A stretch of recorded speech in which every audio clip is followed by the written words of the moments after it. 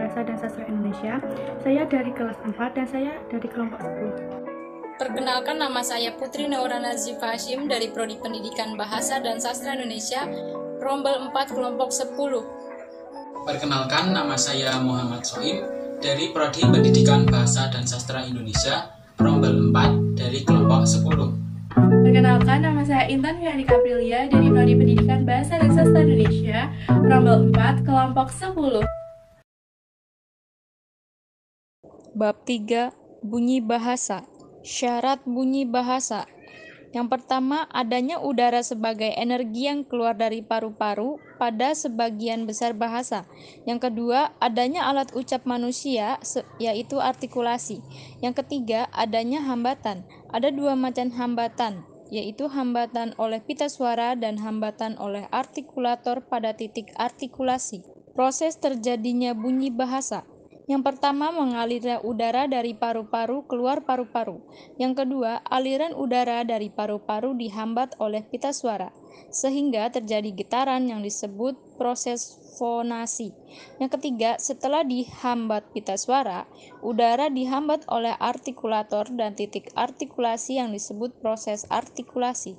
Yang keempat, proses selanjutnya adalah udara keluar dari rongga mulut, yaitu proses oral, atau keluar dari rongga hidung, proses nasal. Klasifikasi bunyi bahasa. Yang pertama, berdasarkan ada tidaknya hambatan pada artikulasi, bunyi bahasa dapat diklasifikasikan menjadi 3, yaitu vokal, konsonan, dan semivokal. Berdasarkan rongga yang dilalui oleh arus udara, bunyi bahasa dapat diklasifikasikan menjadi 2, yaitu oral dan nasal. Yang ketiga, berdasarkan ada tidaknya ketegangan sewaktu menghasilkan bunyi bahasa dapat diklasifikasikan menjadi 2, yaitu keras dan lunak. Yang terakhir, berdasarkan lama tidaknya bunyi bahasa dihasilkan bunyi bahasa dapat diklasifikasikan menjadi 2, yaitu panjang dan pendek. Berdasarkan perangkat tidaknya bunyi dihasilkan bunyi bahasa dapat diklasifikasikan menjadi 2, yaitu rangkap dan tunggal. Selanjutnya, berdasarkan nyaring tidaknya bunyi dihasilkan bunyi bahasa dapat diklasifikasikan menjadi 2, yaitu nyaring dan tidak nyaring. Yang terakhir, berdasarkan arah arus udara sewaktu menghasilkan bunyi bahasa dapat diklasifikasikan menjadi 2, yaitu agresif dan ingresif. Pembentukan vokal. A. Berdasarkan posisi bibir. Yang pertama, vokal bulat. Vokal bulat yaitu diucapkan dengan bentuk bibir bulat, semisal vokal U, vokal A, dan vokal O. Yang kedua, vokal tak bundar, yaitu diucapkan dengan bentuk bibir tidak bulat, semisal vokal I dan vokal E. B. Berdasarkan tinggi rendahnya lidah. Vokal dibedakan atas. Yang pertama, vokal tinggi atau atas yang dibentuk apabila rahang bawah merapat ke rahang atas, semisal vokal I dan vokal U. Yang kedua, vokal tengah yang dibentuk apabila rahang bawah menjauhi sedikit dari rahang atas, semisal vokal E dan vokal O. Yang ketiga, vokal bawah yang dibentuk apabila rahang diundurkan lagi sejauh-jauhnya, semisal vokal A. C. Berdasarkan maju mundurnya lidah. Vokal dibedakan atas. 1. Vokal depan. Vokal depan yaitu vokal yang dihasilkan oleh gerakan turun naiknya lidah bagian depan, semisal vokal I dan vokal E. 2. Vokal tengah, yaitu vokal yang dihasilkan oleh gerakan lidah bagian tengah, semisal vokal A. 3. Vokal belakang. Vokal belakang merupakan vokal yang dihasilkan oleh gerakan turun naiknya lidah bagian belakang atau pangkal lidah, semisal vokal U dan vokal O. Bab 4. Konsonan. Klasifikasi konsonan. A. Cara artikulasi. B. Titik artikulasi. C. Bergetar tidaknya pita suara. D. Saluran rongga yang dilalui udara.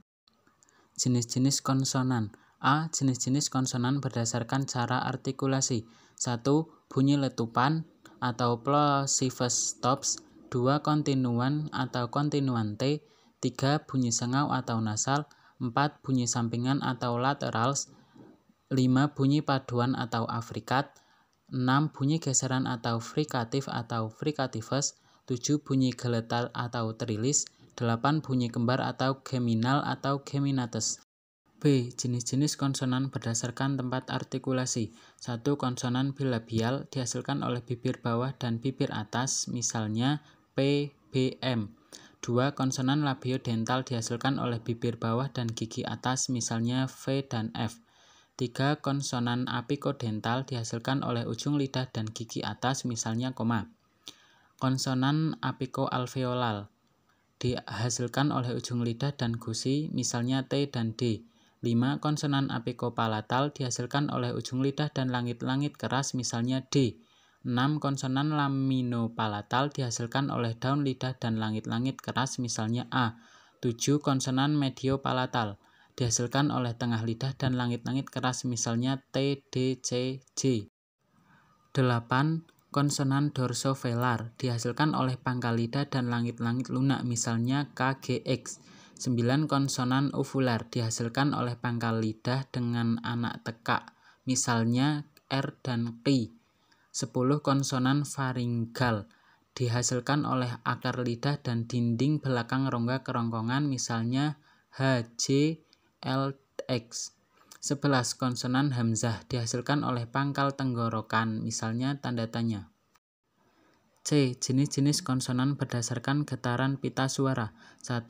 Konsonan bersuara yaitu bunyi yang dihasilkan dengan mendapat hambatan pada pita suara sehingga pita suara ikut bergetar dan pada artikulator.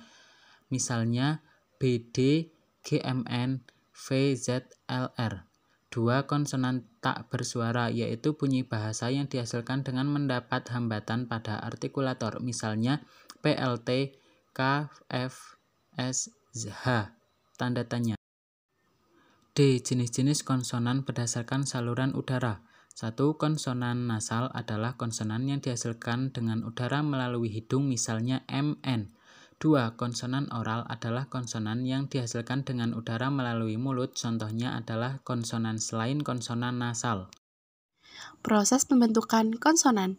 Jika saluran vokalnya tertutup atau terhalang untuk udara dari luar, maka hasilnya adalah suara-suara konsonan. Terbentuknya konsonan dengan sendirinya melibatkan unsur lidah, bibir, gigi, dan langit-langit. Pembentukan relasi fonem konsonan. Pembentukan relasi fonem konsonan dibedakan sebagai berikut. A. Konsonan hambat dibedakan sebagai berikut. Yang pertama, konsonan hambat bilabial yaitu fonem P dan B. Yang kedua, konsonan hambat dental yaitu fonem T dan D. Yang ketiga, konsonan hambat paratal yaitu C dan J. Yang keempat, konsonan hambat veral yaitu K dan G. Yang kelima, konsonan viraktif dibedakan sebagai berikut. A. Konsonan viraktif labiodental yaitu F dan V. B. Konsonan viraktif alveoral yaitu S dan Z. C. Konsonan viraktif paratal tak bersuara yaitu S. D. Konsonan viraktif veral tak bersuara yaitu X dan K. E. Konsonan viraktif global tak bersuara yaitu H. Yang keenam, konsonan getar alveoral yaitu R. Yang ketujuh, konsonan lateral alveoral yaitu L. 8. Konsonan nasal dibedakan dalam daerah artikulasinya sebagai berikut. A. Konsonan nasal bilabial yaitu M. B. Konsonan nasal dental yaitu N. C. Konsonan nasal paratal yaitu N. D. Konsonan nasal veral yaitu H. Dan yang kesembilan, semivokal yaitu semivokal bilabial W dan semivokal paratal Y. Dan yang selanjutnya adalah B. Gugus. Gugus atau kluster merupakan deretan konsonan yang ada pada satu suku kata. Meskipun deretan dua konsonan dapat membentuk gugus, tetapi jumlahnya terbatas. Dalam gugus, konsonan yang pertama hanyalah P, B, T, K, G, S, dan D. Sedangkan konsonan yang kedua hanyalah L, R, W, atau dalam beberapa kata berupa S, M, N, K. Penyukuan dan pemenggalan kata. A. Penyukuan kata. Suku kata dapat berakhir dengan vokal maupun konsonan.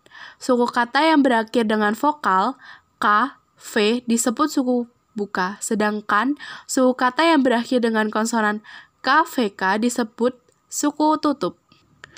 Yang selanjutnya B. Pemenggalan kata. Berkaitan dengan pemenggalan kata, ada beberapa hal yang perlu diperhatikan. Pemenggalan kata berhubungan dengan kata sebagai suatu tulisan, sedangkan pengukuhan kata berkaitan dengan kata sebagai satuan bunyi bahasa. Pemenggalan tidak selalu berpedoman pada lafal kata. Misalnya, efiks pada kata dapat kita penggal walaupun tidak cocok dengan pelafalannya.